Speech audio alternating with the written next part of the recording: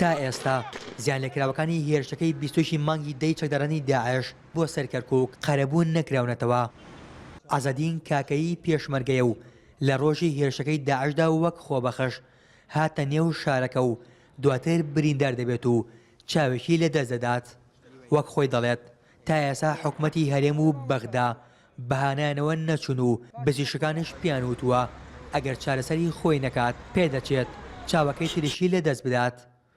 گەڕێکی ئەسرا مەفقودین لە قوتابخانەکە پێش بەرامبەر ماڵ منە شەڕەکە لەوێ دەستی پێ کرد. پێشەوە ڕۆژێکی لە دوایەوە چاوم بریندار بوو پرش هاوەندانە و چاومە ڕوومان چاوێکم لە دەستە باوکاری نەکەرام تا ئێستاکە.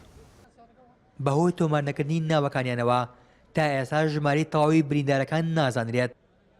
سەرۆکی ئەنجومەنی پارێزگای کێرکووکش رەخنە لە سەرۆکوەزیرانی عێراق دەگرێت و دەڵێت قەرەبوونەکردنەوەی زیانلێکراوان لە کاتێکدایە حکوومەتی بەغدا کەسوکاری شەید و بریندارەکانی مەزارگایەکی شیعەکانی لە داخۆ قەرەبوو کردوتەوە کە لەلایەن فڕۆکێکی نەناسراوە بردومان کرا.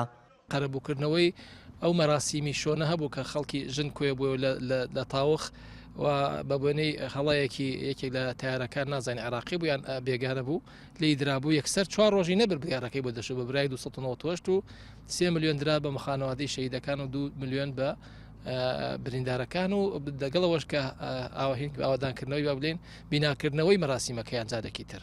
جا من ئەو گلێم لە دەمی خۆم ئاراستەی سەرۆک حکوومەتی اتحادی کرد کە بۆچی ئەم دوو فاقیە بەکاردێنێ بۆ ئەوانەی کە سەر بە تایف و مەزەبەکەی خۆیەتی و 20 مانگی دا ژمارەیەک چەکداری داعش هێرشان کردە سەر شاری کێرکووک و 100 چەکداری داعش لەو هێرشەدا کوژران و زیاتر لە 100 کەس لە هاوڵاتی و هێزە ئەمنەکانش شەید و بریندار بوون.